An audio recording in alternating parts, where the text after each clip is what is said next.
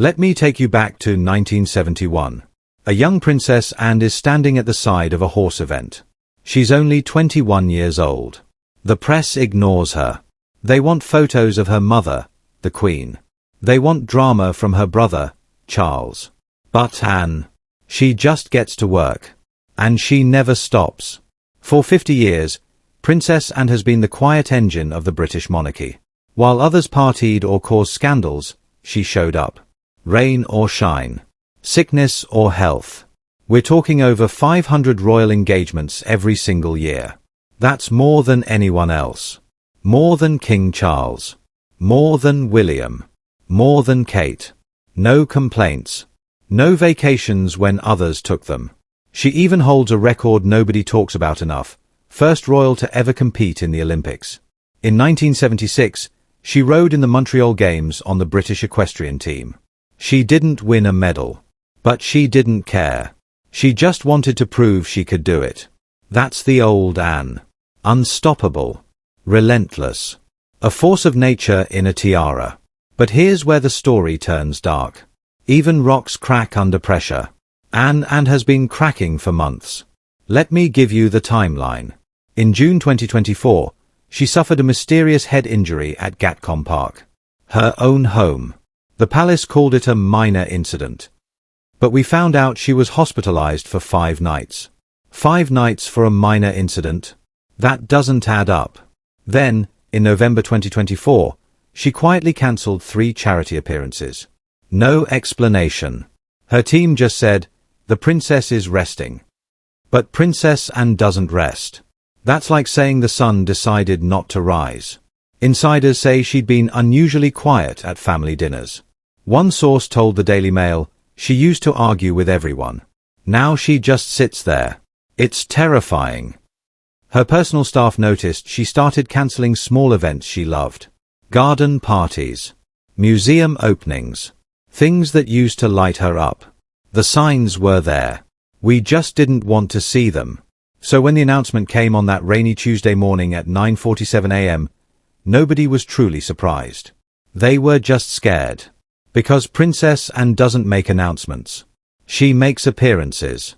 That's her whole brand. But this time, she sat down with one reporter. 1. No cameras from the BBC. No press release from the palace. Just her, a notebook, and a truth bomb that would shake the entire United Kingdom. What did she say? You're about to find out. And trust me, it's not what anyone expected. 3 weeks before the world heard Princess Anne's announcement, something happened behind closed doors at Buckingham Palace. Something that should have stayed secret. But walls have ears. And staff have phones. It was a late evening, around 10:15 p.m., when a junior aide walked past the king's private study. The door was barely cracked open. But the aide heard 2 voices. King Charles. And Princess Anne. And here's the strange part. Anne wasn't asking for permission. She was telling her brother a decision. The aide described her voice as calm but final. No arguments. No begging. No royal drama. Just pure, stubborn princess and energy. The kind that once faced down a would-be kidnapper and said, not bloody likely. According to a palace insider who spoke exclusively to the Sunday Times 3 days later, Anne's exact words were, I will not fade away. But I will do it my way. That's it. No explanation. No negotiation. Just a statement of fact. King Charles reportedly went silent for 10 full seconds. In royal conversations, that's an eternity. Then he said something even more surprising. He said, I understand. No fight. No guilt trip. Just acceptance. Why? Because Charles knows something the public doesn't. He's seen the doctor's reports. He's watched his sister limp after long ceremonies. He's noticed she stopped joking with the household staff. The king loves Anne. But more than that, he needs her. And that's what makes this whole thing so painful. Within 48 hours, the leak hit the press. Someone on the palace payroll decided to talk. The headline splashed across every major paper, Princess Anne tells King, my way or no way. The UK held its breath. Would she retire? Would she move abroad? Would she finally write that tell-all memoir everyone's been begging for? No. The real answer is way more surprising than any of those guesses.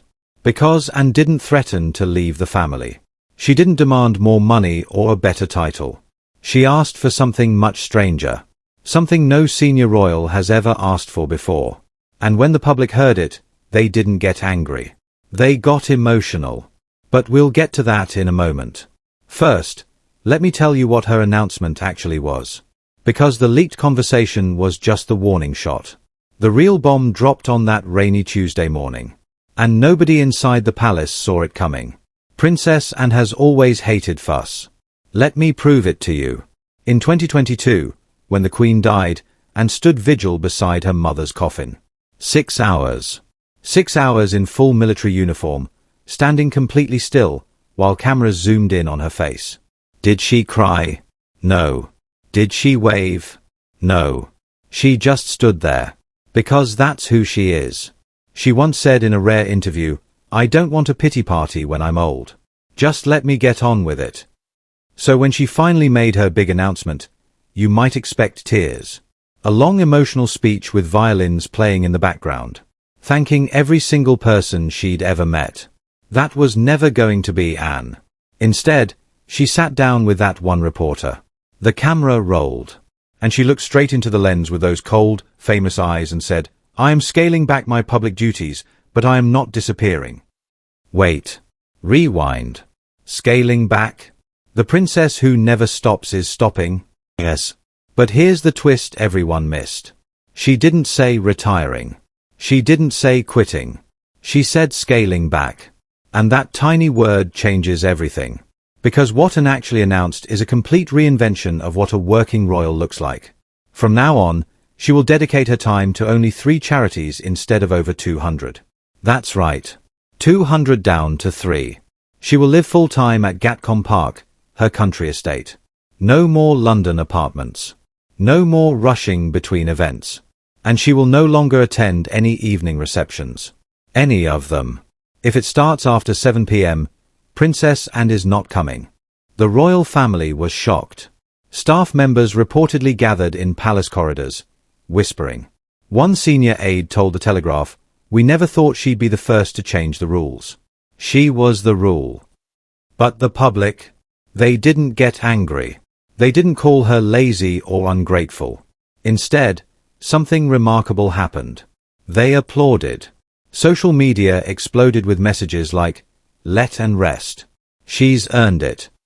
And, finally, a royal with common sense.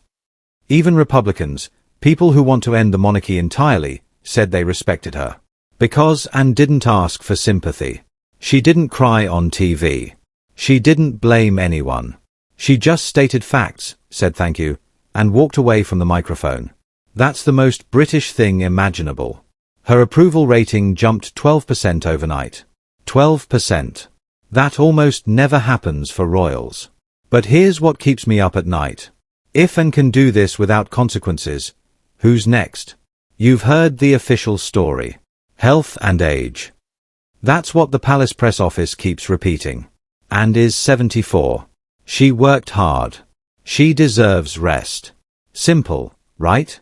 Wrong. Because the real story is about loyalty. And betrayal. And the quiet weight of cleaning up other people's messes for years on end. Let me take you back to 2019.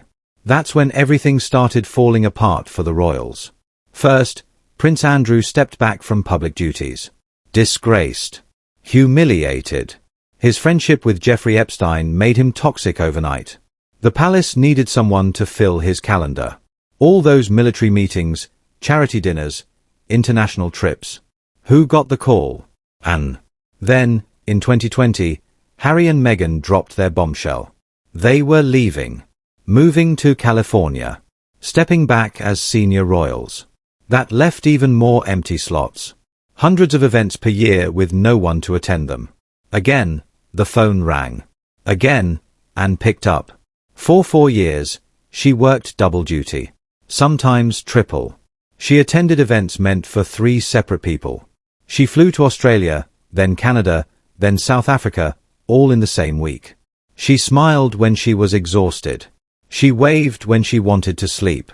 And she never once complained to the press. Not once. But the human body keeps score. Even royal bodies. In late 2024, a private doctor's report landed on King Charles's desk. The source who saw it described the document as chilling.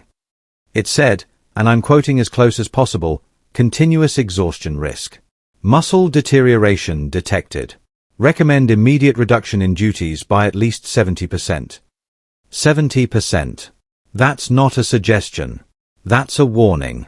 Charles read the report twice. Then he called Anne. He begged her to slow down. He said, "You've done enough. Let others help." Anne refused. She told him, "I made a promise to Mother. I intend to keep it." So what changed? Why did she finally agree to scale back? It wasn't Charles's begging. It wasn't the doctor's report.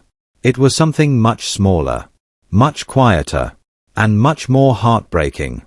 Her granddaughter asked her, "Granny, why are you always so tired?"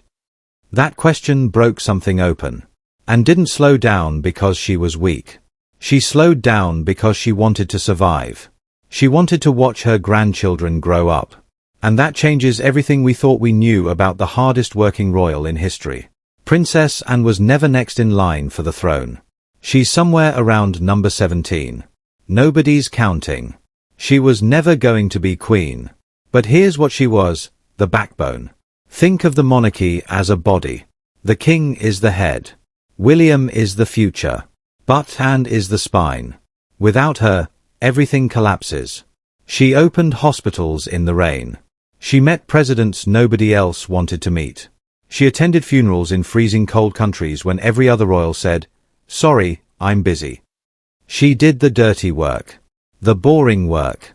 The work that never makes headlines but keeps the whole machine running.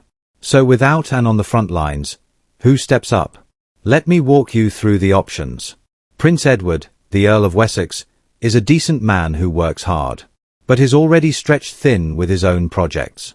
He cannot absorb 200 extra events a year. His wife Sophie, the Duchess of Edinburgh, is beloved by the public.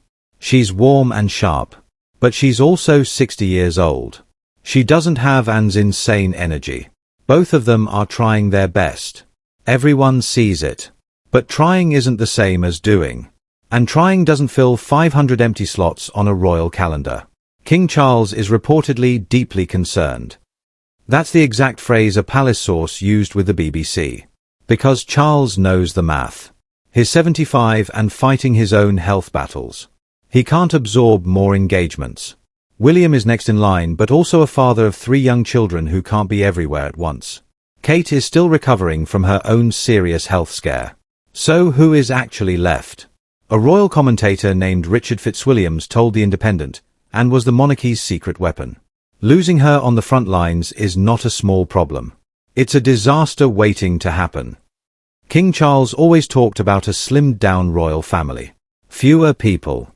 Lower costs. More focus. But Anne just proved something he didn't anticipate. Slimmed down might also mean burned out. You cannot simply remove people and expect the remaining ones to work twice as hard forever. That's not a strategy. That's a slow collapse. And Anne's doctor's report proved it. So the new model might need to look entirely different. Fewer royals. Yes. But each one focused on 1 or 2 causes rather than 200. No more 500 engagements a year. No more pretending everything is fine when it isn't. No more smiling through exhaustion because tradition demands it. And just made those cracks a lot wider. And everyone inside the palace is staring at them. You'd expect the UK to be furious. Think about it. The hardest working royal announces she's stepping back. That should trigger outrage, right? Comment sections filled with anger and betrayal. Headlines screaming, "How dare she?" That's the normal royal story. That's what happened when Harry and Meghan left. That's what happened when Andrew fell from grace. But Princess Anne broke the pattern completely. The public didn't get mad. They got proud. Within 2 hours of her announcement, the response was overwhelming. A teacher in Manchester posted, "Let Anne rest. She's earned it more than anyone." Over 50,000 likes. A nurse in Birmingham wrote, "Finally, a royal with common sense. She's not quitting. She's setting boundaries. Teach me her ways." Even a prominent Republican activist wrote, "I don't support the crown. But I respect Anne. She worked harder than any politician I've ever seen." When your enemies respect your decision, you know you did something right. Newspapers ran polls the next morning. The Daily Mail, which normally attacks royals who slow down, found that 78% of readers supported Anne's choice. The Guardian found similar numbers. The Sun published a headline that read, "God save our Anne. Take a bow." No sarcasm. No hidden insult. Just genuine respect. Her approval rating jumped 12% in a single night. Name one other royal who has ever done that. And here's the question that really matters. Why did Anne succeed where others failed? Why do people support her stepping back when they savaged Meghan for stepping back? The answer is simple. Anne never asked for fame. She never wanted celebrity. She just showed up, did the job, and kept her mouth shut for 50 years. That's the unspoken contract the public wants from royals. Work hard. Don't complain. Don't sell interviews. And if you honor that contract, when you finally say you're tired, people will carry you on their shoulders. Anne honored it. Every single day. For half a century. Most people will remember Princess Anne as the tough one. The one who didn't smile for cameras. In 1974, a man jumped from a car, pointed a gun at her limousine, and demanded she get out. Most people would freeze. Most people would beg. And sat there and said, "Not bloody likely." That's the Anne the world knows. Tough. Cold. Unbreakable. But her real legacy isn't toughness. It's something softer. And far more powerful. Her announcement wasn't an ending. It wasn't a retirement speech or a goodbye. It was a blueprint. A manual for every future royal who feels trapped by the weight of duty. She told the world, paraphrasing but staying close to her actual words, "I am still a princess. I just refuse to be a machine." Think about how radical that statement is. For centuries, royals have been told they don't get to choose. The crown demands everything. And until now, everyone obeyed. And just broke that chain. Not with anger. Not with scandal. Just with a quiet, calm, unshakable decision. And here's the final surprise. The thing no reporter knew until 3 days after her announcement. A royal source leaked to the Times that before going public, Princess Anne secretly donated £2 million to a charity that supports young carers. You know who young carers are? Children. Some as young as 8 years old. Kids who spend their childhoods caring for sick parents or disabled siblings. They sacrifice everything. School. Friends. Sleep. Play. Everything. And heard about a specific young carer named Amelia, age 12, who hadn't had a birthday party in 4 years. And didn't call the press. She didn't pose for photos. She just wrote a check. £2 million. And told the charity, "Don't mention my name. Just help them." She didn't want a medal. She didn't want a thank you. She just did it. That's the princess Anne we'll never forget. Not the tough one. The kind one.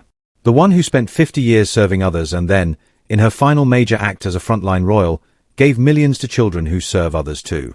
She was honoring them. And herself. Because she finally understood something heartbreaking. She was a carer too. For her mother. For her brother. For the crown. And now, she's finally allowing herself to rest. Not because she's weak. Because she's human. And that's the most royal thing she's ever done. So where does the monarchy go from here? Honestly, nobody has a perfect answer. Not the Palisades. Not the royal commentators. Not even King Charles himself. Because Princess Anne just did something with no real precedent. She didn't quit. She didn't cause a scandal. She didn't write a tell-all book. She simply said, "I'm choosing peace." And the world said, "Good for you." That changes the rules for everyone who comes after her. Once the public accepts one royal scaling back with dignity, they will accept another. And another. And if that keeps happening, the institution itself has to evolve or collapse under its own expectations. The next time you see Princess and at Gatcombe Park, don't feel sorry for her. Don't whisper, "Oh, look how far she's fallen." She's not hiding. She's not fading away. She's winning. On her own terms. For 50 years, she gave everything to the crown. Her time. Her energy. Her privacy. Her health. And now, she's taking some of it back. That's not a tragedy. That's a victory. Princess Anne proved that you can love your family, serve your country, and still protect your own soul. That's her real legacy. Not the titles. Not the medals. Not the records. Just a simple, powerful truth. Even princesses get to rest. And honestly, it's about damn time.